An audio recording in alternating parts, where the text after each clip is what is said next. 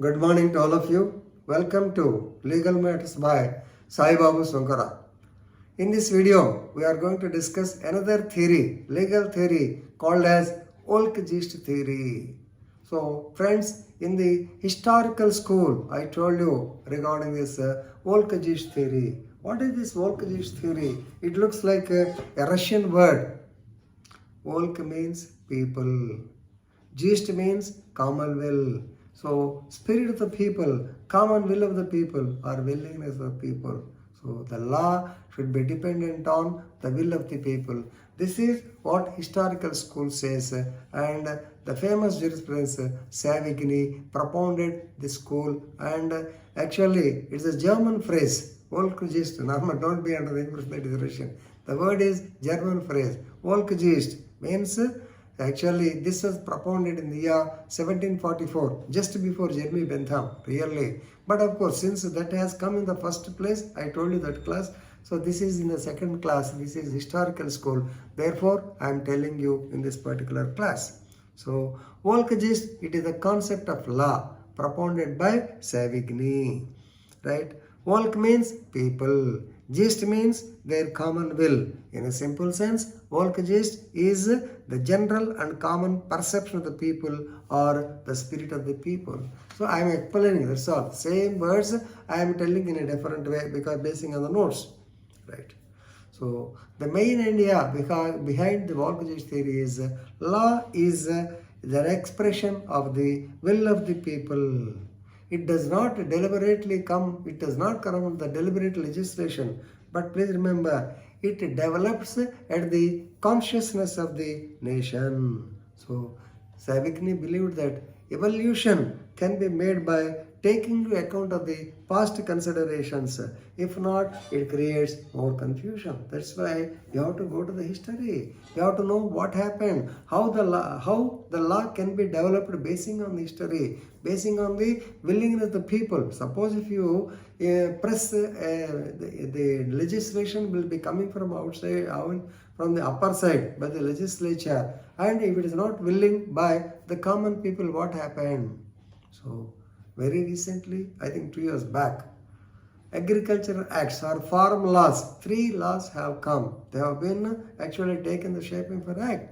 But the people from North India, they did not like it. They have created so much of resentment. Ultimately, they came on the roads, they stayed on the roads. Ultimately, what happened? Since it is not willing, the government has withdrawn those 3 farm laws, agrarian laws, farm laws. Yes. So therefore, willingness of the people is more important. So please remember, therefore, Savigny's principle mainly goes to say that law prevails basically in the society. You need not form the specific law. Law develops like a language. So you all know, law is it's not static, it is dynamic. But the dynamism you don't see suddenly, but it develops like a language. And it is law is a continuous and regular process. This we know. And please remember, initial development of the law is natural law or divine law. We are going to discuss in the next law, that is philosophical school. So, first it is there as a natural law. It is developed by the so-called jurisprudence. Ultimately, it has taken the shape of present IPC or Transfer of Property Act or Succession Act like that. And this Volksgeist theory has been applied in a couple of cases because law should be uniform to all. Is it not?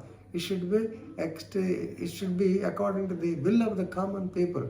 Normally, at the time of Article 44, that is Uniform Civil Code, this topic, Volksgeist theory, will come, whether the people are willing or not.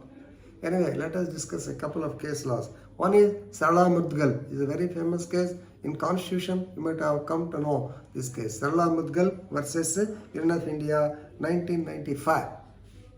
So here what happened is a Hindu person having married a Hindu woman, he wanted to go for the second marriage. He wanted to marry another Muslim, a Muslim woman.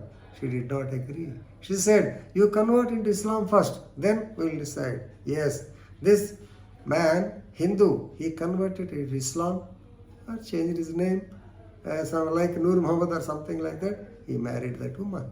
Then he wants to get the first marriage annulled. Since he is a man who is a Muslim, then he wants to get the first marriage done as a Hindu annulled. But court did not agree, because basing on the will of the people, basing on the religion, your marriage has been performed.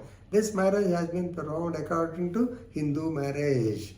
Now, how can you be a Muslim and you can nullify the Hindu marriage? It's not possible. It's not correct. Simply converting yourself to another Muslim, another religion, it does not entail you, because it is against to the will of the common people.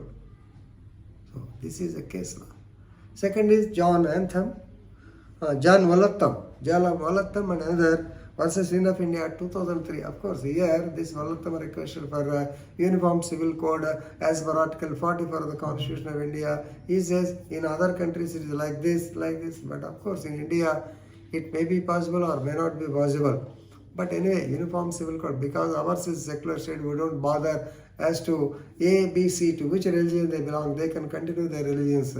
So better you have a uniform civil code, and the Honorable Supreme Court of India in number of judgments they have advised the government to take steps to go for the uniform civil code. Of course, a day will come. Presently, it's not possible. Let us hope that a day will come where the uniform civil code will be processed with. So with this, I am stopping. This is regarding Volk Geist theory. Thank you very much.